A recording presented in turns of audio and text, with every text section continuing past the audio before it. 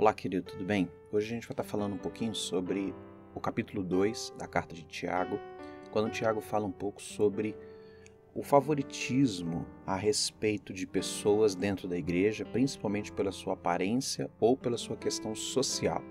É sobre isso que Tiago está falando no capítulo 2 e é sobre isso que a gente vai estudar.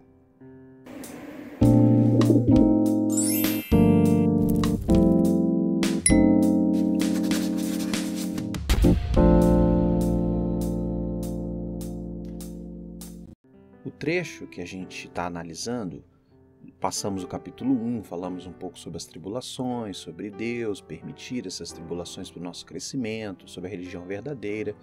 E lembrando que Tiago continua tratando sobre esses assuntos a respeito da espiritualidade verdadeira, da fé verdadeira, da comunhão verdadeira com Deus e da ação cristã verdadeira, que é o propósito chave da carta de Tiago, falando sobre a importância de viver de forma correta diante de Deus.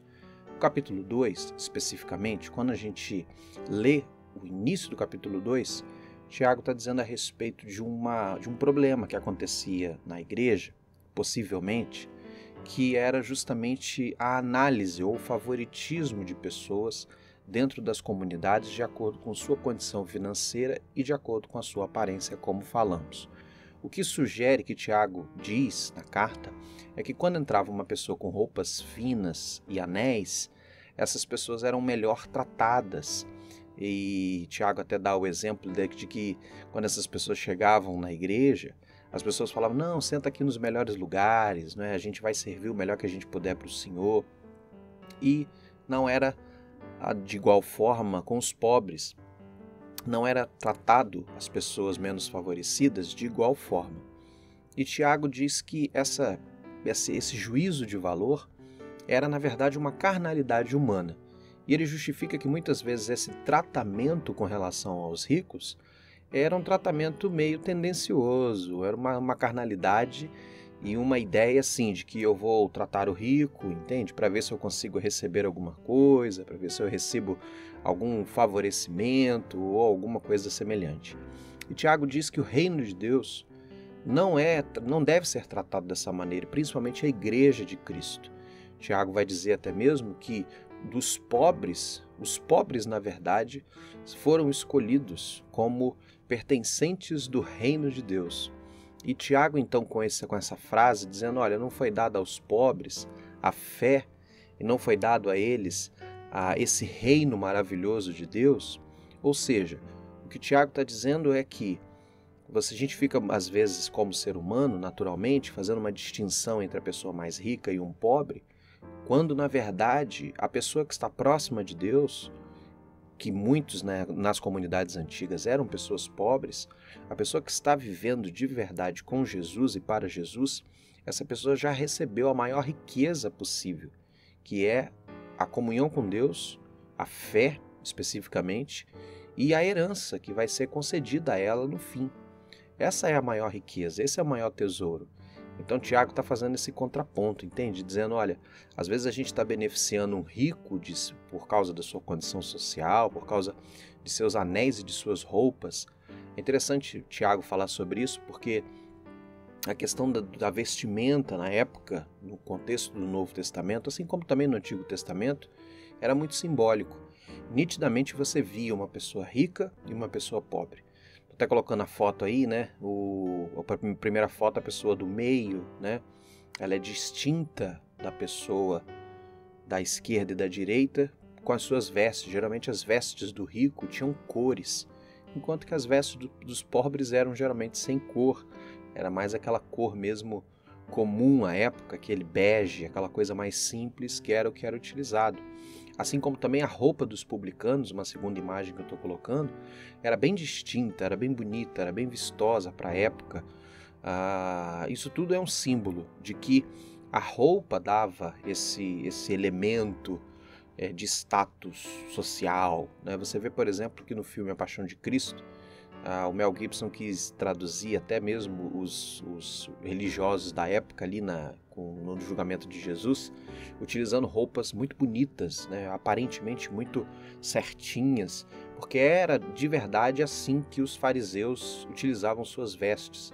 Era uma coisa muito bem colocada, né, muito bem vestida, né, uma roupa fina, cara, que simbolizava o seu respeito a Deus, mas isso também causava muita discrepância com relação às outras pessoas e dava a eles uma imagem de que eles eram mais especiais do que os outros. Tanto os fariseus como também os saduceus usavam essas roupas exageradamente caras, né, como um sinônimo de dever, né, de quase que um uniforme religioso, quando na verdade isso era mais um orgulho, né, mais uma prepotência, né, uma arrogância à sua época, do que necessariamente comunhão com Deus ou algo que se traduzisse em verdadeira espiritualidade.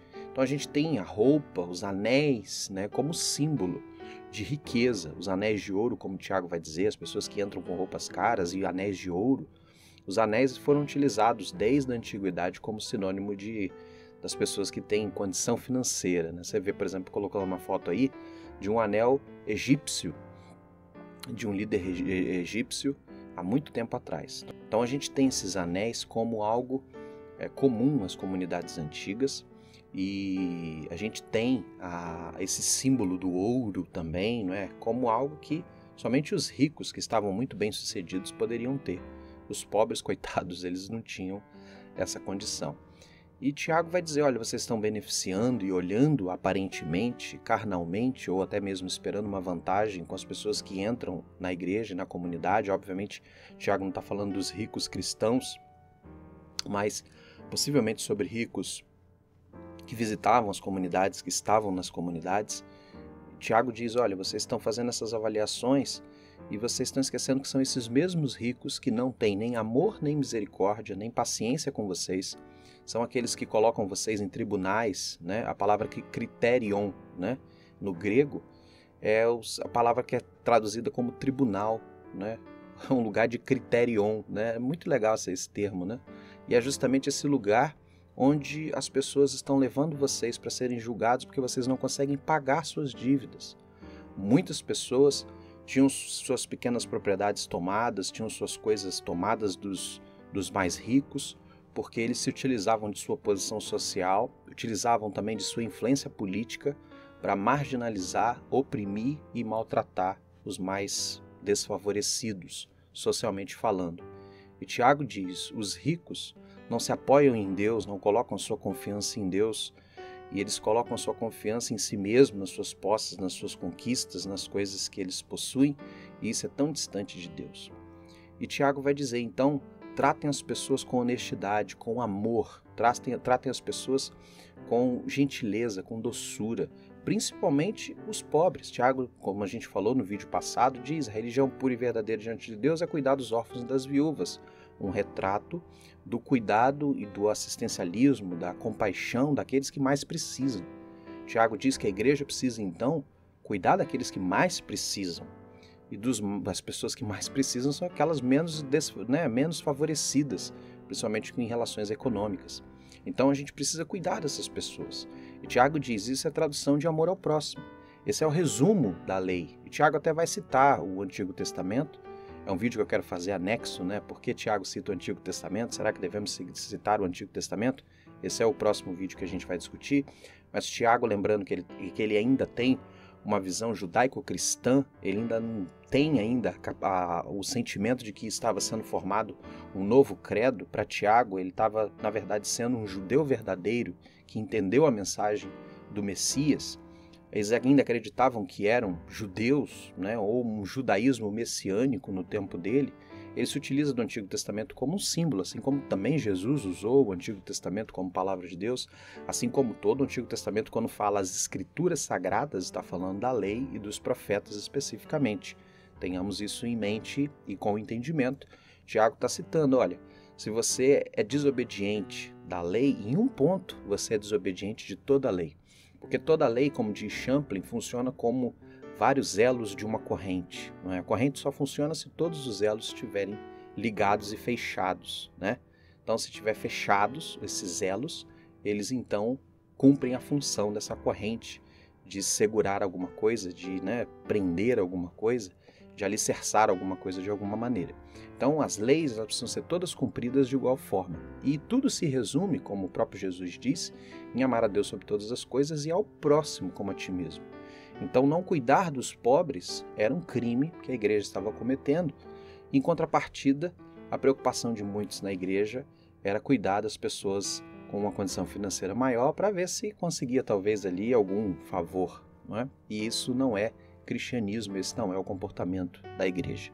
Esse ensino para nós de Tiago, ele é muito importante, porque nós, como seres humanos, nós avaliamos, nós temos um critério muito carnal e muito humano e julgamos muito as pessoas. E às vezes são as pessoas mais simples, são as pessoas mais humildes, são as pessoas que você não vê uma condição financeira excepcional, que você encontra de verdade um verdadeiro cristão, um verdadeiro servo de Deus, que você encontra um verdadeiro louvor, que você encontra uma verdadeira adoração. Eu tenho tido muitas experiências assim na nossa igreja, de pessoas simples, que quando oram a Deus, oram com muito fervor, com muita graça, com muita misericórdia, que se quebrantam diante de Deus, que choram diante de Deus e que são muito mais espirituais do que até mesmo eu poderia ser naquele momento em oração com o Senhor. Então, a gente percebe que não tem nada a ver com condição financeira a nossa comunhão com Deus.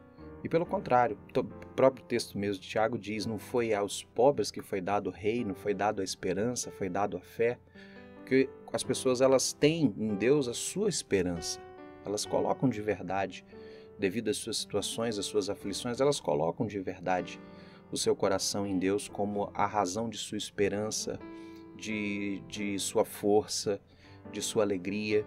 E Deus sim, por misericórdia, atende e abençoa a vida dessas pessoas.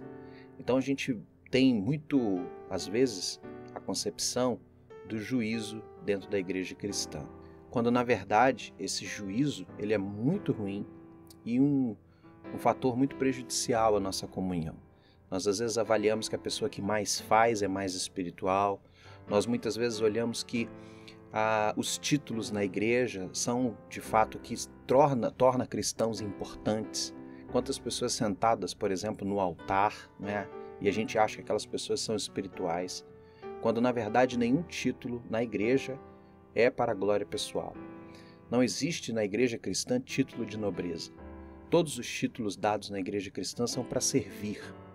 O próprio Jesus, lavando os pés dos discípulos, em João capítulo 13, disse, eu sou o mestre de vocês e os servi, lavando os vossos pés, vocês têm que fazer o mesmo. Entende? No reino de Deus não existe título de nobreza. Nós não somos eleitos, pastores e qualquer outro cargo, ministros, ou fazemos qualquer coisa na igreja por causa da nossa própria vanglória. Nós fazemos para servir o próximo e em respeito a ele, em amor a ele e amor a Deus. Toda acepção de pessoas, todo favoritismo, todo cuidado com um certo grupo ou com certas pessoas, e o desfavorecimento, o descuidado, né? A falta de compaixão, a falta de empatia com outras pessoas gera partidarismo na igreja e mata a igreja e faz ela caminhar completamente distinta do propósito inicial de Cristo em constituir sua igreja, que é cuidar dos necessitados. Deus abençoe sua vida e que você sempre reflita nisso. Igreja não foi feita para que nós tenhamos cargos para a nossa própria glória. Igreja não tem título de nobreza. Essa é a frase que você tem que gravar. Igreja não tem título de nobreza. Os títulos que temos na igreja, sejam eles quais forem, desde os oficiais da igreja, como pastores e diáconos, até outras funções mais, todos eles são para servir. O maior que sirva ao menor. Essa é a regra no reino de Deus. Deus abençoe sua vida, em nome de Jesus.